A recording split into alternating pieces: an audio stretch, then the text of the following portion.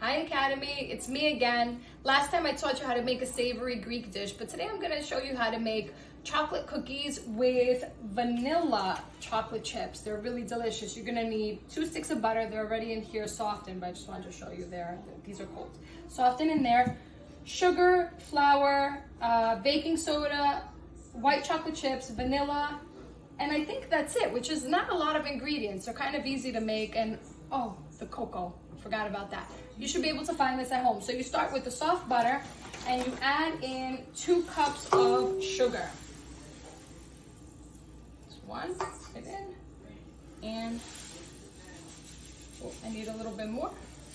So I have another bag open here because I knew I was kind of short. Just a little bit from there. That's about right. Okay, then you're gonna cream together your butter and your sugar so it looks like this. See that? That's getting kind of creamy. It's all blending together. All right. Once that's all blended together, you're going to add your eggs and your 1 teaspoon of vanilla. 2 teaspoons of vanilla, just kidding. 2 eggs, 2 large eggs, that's 1. Okay. And here, oh, let me put that right there. Get rid of it later. That's 2. Put that right there. Get rid of it later. Gotta clean off my hands. Okay. And here is the vanilla. And here's your 2 teaspoons of vanilla. 1 and 2. Then you're gonna let this mix for a bit. Okay. Gonna let that mix for just a little bit right there. You'll see that it starts to come together and it almost liquefies.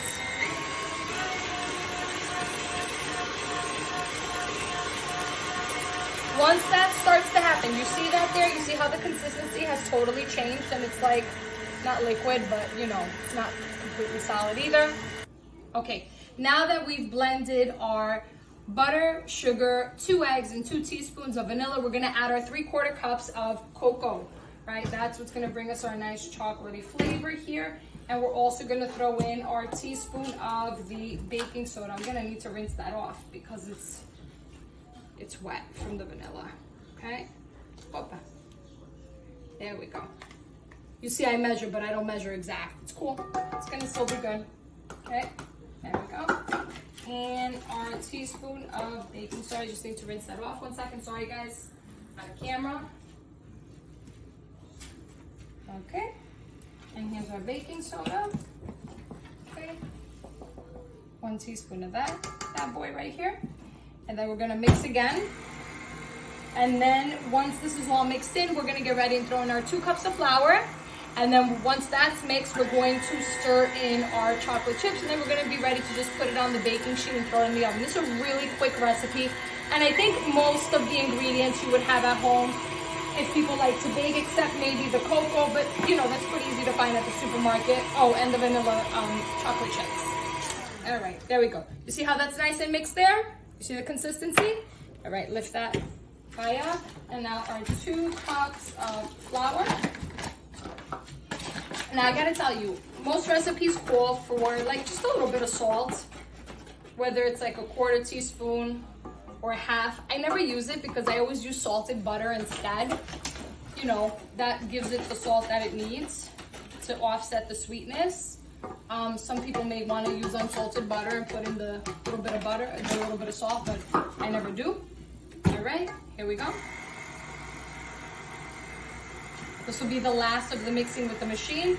And then once this is all blended, I'm gonna go ahead and put in the chips and stir it by hand and show you how to make the nice little forms of the cookies. Look, take a look at what's happening in here. You see how that looks?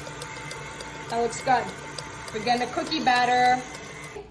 So you can also add some chopped walnuts in here if you'd like. I usually don't. I just leave it, the chocolate with the white chocolate chips, because I like it super sweet, and so do my kids, and so does my husband. So now I'm just gonna remove this and take it over to this counter because I'm gonna start laying out the cookies on the cookie tray to put them into the oven.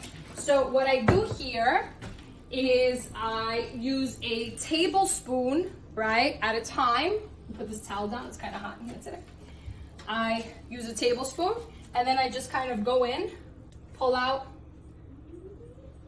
It's definitely over filled, and that's fine. and I will actually put it in my hands and make sure like it's all right, and then put it down. And I know it's in the shape of a ball, but what'll happen eventually is in the oven, they'll settle, they'll go down, they'll become like real regular cookies. All right, so I'm gonna go ahead and do this and line up the whole tray, and I'll see you guys in a little bit. So here we are, we got 12 cookies lined up and ready to go into the oven at 350 degrees, anywhere from 8 to 10 minutes. You can see how I spaced them. I used the 1 tablespoon to kind of measure out. You can see it's not completely accurate, some are a little bigger, some a little small, but either way, they're gonna turn out really, really great. So you're just gonna pop them in there, and of course, by the way, I used some parchment paper here so nothing sticks. Okay, here we go. And I have more batter, by the way. I'm gonna have to make a second tray. In the oven you go. Set my timer, and I'll see you guys in about 10 minutes. All right, guys, it's time. The cookies have baked. It actually took 15 minutes instead of 10. And remember how they looked first? Those are right there because those are waiting to go in the oven. But here's how they look. I promised that they flattened out while they were in, and here they are. That looks so good. I can't wait till they cool off and eat them all up. Enjoy, everybody.